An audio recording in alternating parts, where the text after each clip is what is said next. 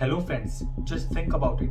How many times has it happened? First in the morning in the bed, right when you are in a half sleepy and half awake state, not fully conscious about the world around you and are feeling jittery all over the body, mind, heart and in the stomach. Lying freezed in indecision about finishing that nearly due office or personal project, which by the way, major part of it should have been completed by now, but is still lagging, and the due date of finishing that project starts to seem as if a doomed day is around the corner.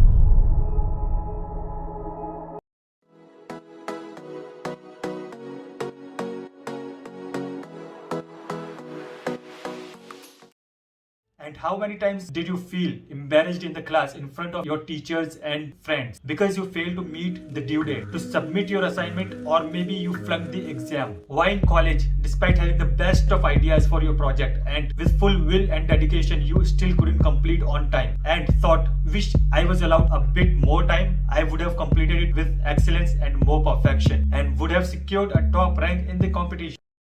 And we face these situations or situations similar to them quite often, right?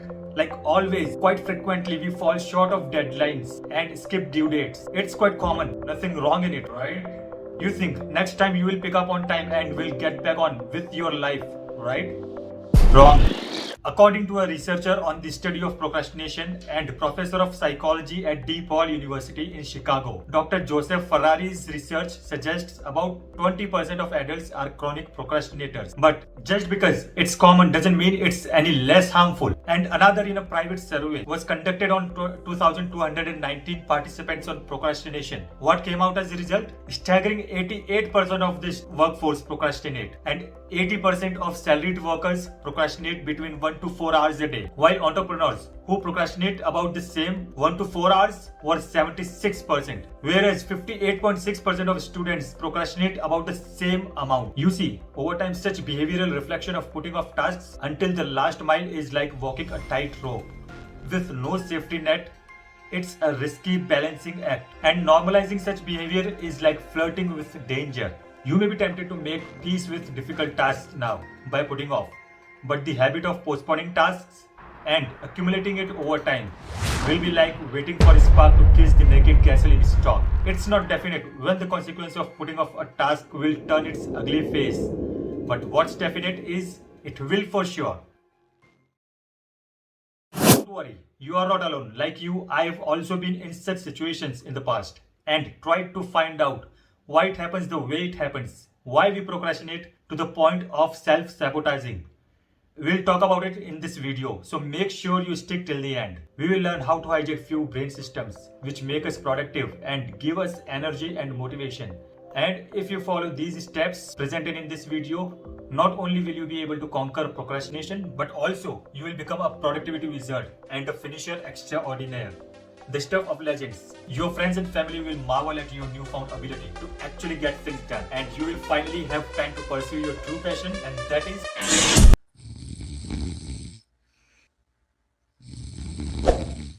But before we dive deep into the roots of procrastination, please like the video and subscribe to it by hitting that big red button down there and press the bell icon to keep notified of informative videos when they come out. Now let's first look at the general definition of procrastination, which means to put off intentionally the doing of something that should be done. The burning question is, despite knowing the fact that it can end in facing repercussions in the future and you feel bad about it, why do you still continue the path to procrastination? And it often feels like you are constantly battling against yourself. Is that you are lazy? Yes, of course, to an extent, but not exactly. Or is that you don't have required resources to complete the task?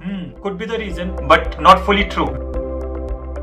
Very common and widespread belief about procrastination is that it's a direct result of poor time management. But now listen to what Dr. Fuchsia Sirois at University of Sheffield, a researcher on procrastination, says. There hasn't been any convincing scientific evidence to say procrastination is the result of poor time management, but we can easily say it's all to do with mood management. If not exactly these, then what's the reason? Friends, this is not going to be a motivational video, and I firmly believe motivation lasts only for a limited period of time. If you watch a motivational video, no doubt you will feel motivated and you start doing work based on that motivation. You will do it for a few hours and you will feel motivated only for 2-3 days at a max, and then motivation dips and you will be pulled back to the loitering line. So if motivation is not the solution, then what is?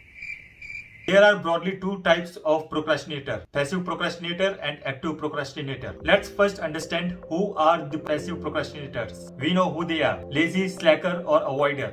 They are procrastinators in traditional sense. They procrastinate out of habit, built over time, or out of fear of being judged for both successful and unsuccessful work. They are paralyzed by their indecision to act and fail to complete tasks on time. And if we look at some scientific aspects of the reason why we procrastinate, we can find a better understanding of such slack behavior.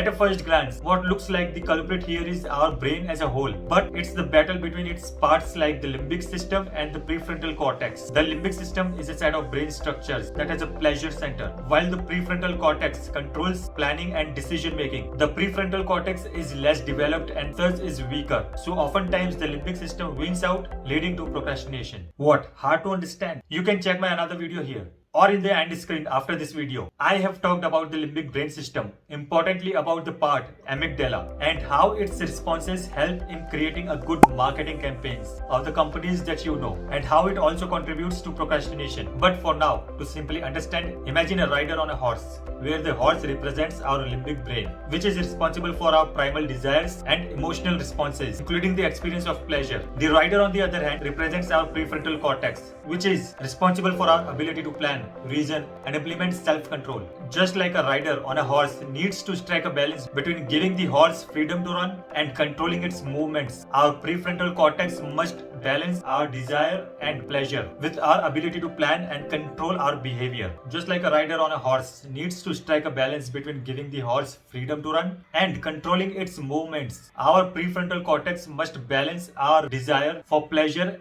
with our ability to plan and control our behavior. Now imagine if the rider gives too much freedom to the horse. It may run wild and become difficult to control, leading to impulsive behavior and potentially negative consequences.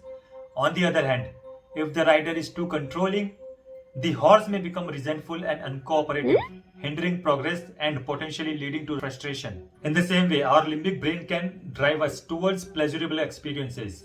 Means in few minutes you get bored or feel overwhelmed with your work or reading book, and you take out mobile phone and start scrolling Instagram for reels and checking new trends endlessly, or start watching YouTube comedy videos one after the other. Or often upon hearing a whisper, you leave your work in the midst. You get up from your chair and move around out of curiosity, all to find out what people are talking about, what's on the top of their mind. And that's how you get pleasure, knowing the latest info of your friends, relatives' affairs, office or neighbor affairs. Well, of course, not love affairs, but events and situations. And after some time, you come back to your chair and you try to resume your work. But this time is different. You are not able to focus now. Instead, you get flooded with thoughts about the overheard conversation, completely ruining your workflow and worse, disrupting the tempo you initially started your work with. But now, here our prefrontal cortex can help, and it needs to come into action. It is responsible for moderating and controlling our behavior to avoid negative consequences. When the prefrontal cortex is working effectively, it can help us make informed decisions that balance short-term pleasure, long-term goals and values. So then you say to yourself that you are indulging in short-term pleasure, like for hours, even days, by keep thinking about the new gossip or info you overheard, and remind yourself looming deadline, which is like someone standing outside and knocking hard on your door. Your forethought would be about the future consequences of avoiding the task, and you again get down to work while killing procrastination. So it's crucial to maintain a healthy relationship between the limbic brain and the prefrontal cortex to achieve balance and practice control in our behavior. I hope this helped you understand how our brain seduces when it comes to putting off work. And if you go one more layer down and understand deeply how our brain releases chemicals and triggers that have us end up doing either this or that.